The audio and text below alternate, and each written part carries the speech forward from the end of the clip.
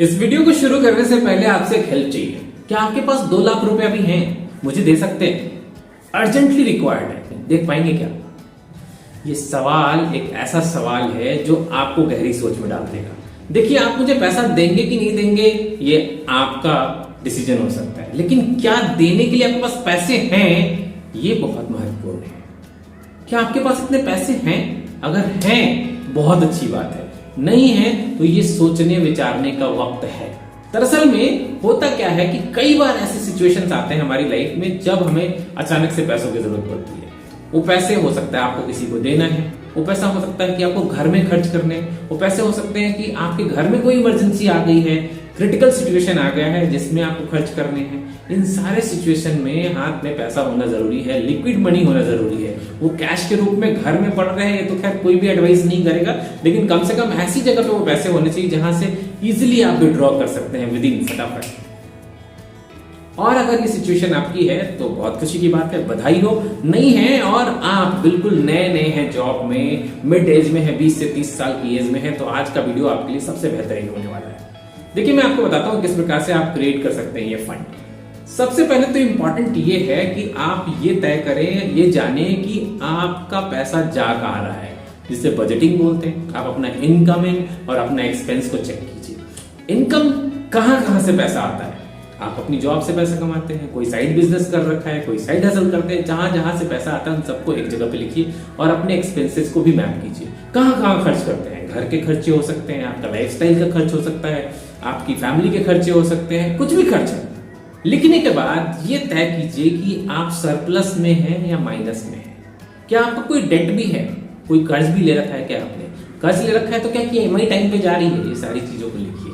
इन सबको बेहतर तरीके से मैनेज करने के लिए बहुत सारे एप्स अवेलेबल है मार्केट में, ऑनलाइन टूल भी अवेलेबल है जिसका आप हेल्प ले सकते हैं और अपने बजट को मैनेज कर सकते हैं। लेकिन फिलहाल इतना करना तो जरूरी है कि आपको देखना है कि आप बजट माइनस में है, सरप्लस में। ये सिर्फ इसलिए जानना जरूरी है क्योंकि उसी के बेस पे आप अपना फ्यूचर प्लान बनाएंगे, उसी के बेस पे ये तय करेंगे कि इस पैसे को आप किस प्रकार से बनाएं कि अचानक से मेरे जैसा कोई व्यक्ति आके आपसे 2 लाख रुपए मांगे तो आप दे पाएंगे कि नहीं दे पाएंगे। ये सारा बजट या फिर फंड इस बात पे डिपेंड करेगा कि आपकी लाइफस्टाइल क्या है, आपकी फैमिली की साइज क्या है और आपके ओवरऑल एक्सपेंसेस क्या है। ये सारी चीजें अगर आप ठीक से इवैल्यूएट कर लेते हैं तो फंड बनाना कोई मुश्किल काम नहीं है।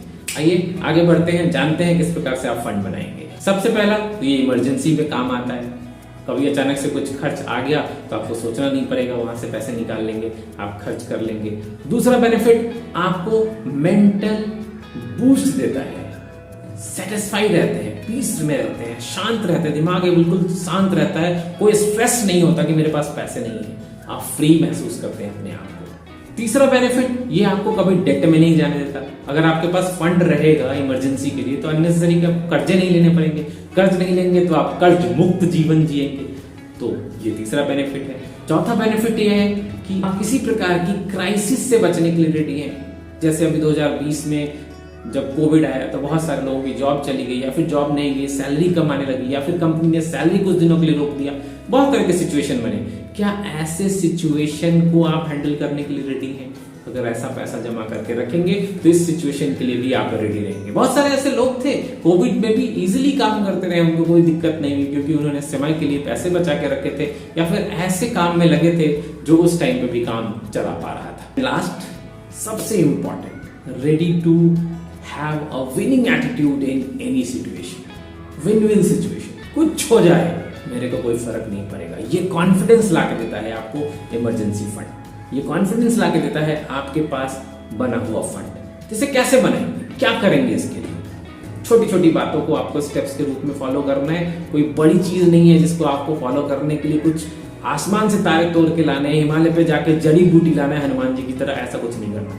बहुत ईजी तरीका है। सबसे पहले तो ये बाइफर्केट कीजिए कि इमरजेंसी फंड और सेविंग अकाउंट फंड में फर्क होता है। सेविंग अकाउंट फंड क्या होता है? आप उसमें जमा करते हैं पैसे प्लान्ड गोल्स के लिए, आपने कोई गोल प्लान रखा है वहां पे पैसे जमा करते हैं। जबकि इमरजेंसी फंड कोई प्लान्ड गोल के लिए नहीं होता है, वो अनप्लान्ड के लिए होता है, नाम ही इमरजेंसी है। दूसरा, जो प्लान्ड गोल्स के लिए आप सेविंग अकाउंट में रखते हैं वो हाई इंटरेस्ट रेट पे रख सकते हैं क्योंकि वहां पे आप गेन करना चाहते हैं, अच्छी जगह पे आप इन्वेस्ट कर सकते हैं।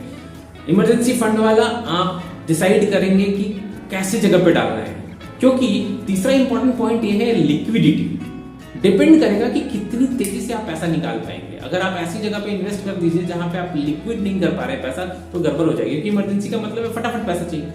तो आप ऐसी जगह पे डालते हैं जहां लिक्विडेट जल्दी कर सकते हैं। जबकि सेविंग अकाउंट वाले फंड या फिर ऐसे फंड्स जहां पे आप लॉन्ग टर्म के लिए जमा कर रहे हैं, प्लान्ड गोल्स के लिए जमा कर रहे हैं, वहां तुरंत फटाफट ना भी निकले तो काम चल जाता है, क्योंकि एक पर्टिकुलर गोल के लिए आप उस पैसे को जमा कर रहे हैं। और इसी वजह से इंटरेस्ट रेट का भी फर्क हो सकता है। इंटरेस्ट रेट इमरजेंसी फंड वाले में हो सकता है थोड़ा कम मिले, लेकिन वो रेडी टू इमरजेंसी फंड है। सेविंग अकाउंट वाले में या दूसरे सेविंग स्कीम्स में हो सकता है हाई रेट ऑफ इंटरेस्ट पे आपको बेनिफिट मिल जाए।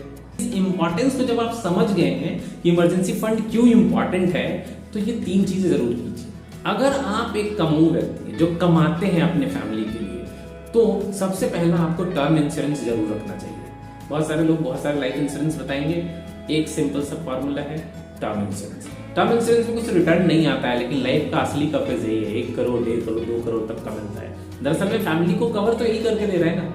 दूसरा है हेल्थ इंश्योरेंस। अगर आप जॉब में हैं, आप बिजनेस करते हैं, कुछ भी करते हैं, हेल्थ इंश्योरेंस जरूर रखिए। विकट परिस्थिति में हेल्थ इंश्योरेंस बहुत हेल्प करता है, आपको जेब से पैसे ढीले नहीं करने पड़ते। And the third one is accidental insurance, जहां पे कुछ अनफॉर्चुनेट चीजें हो जाती हैं या फिर परमानेंट डिसेबिलिटी हो जाती है, जॉब लॉस हो जाता है, तो वैसे केस में कुछ दिनों के लिए बैकअप पैसा आपको मिल जाता है उस स्कीम से या उस इंश्योरेंस से।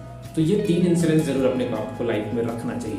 तो बताइए इस पूरे वीडियो में कौन सा पार्ट आपको अच्छा लगा और किसे आप इम्प्लीमेंट करना चाहेंगे, लिखिए कमेंट में, बात करेंगे इसके ऊपर। मिलते हैं ऐसे बेहतरीन वीडियो में एक बार फिर से, तब तक के लिए आपको नमस्कार।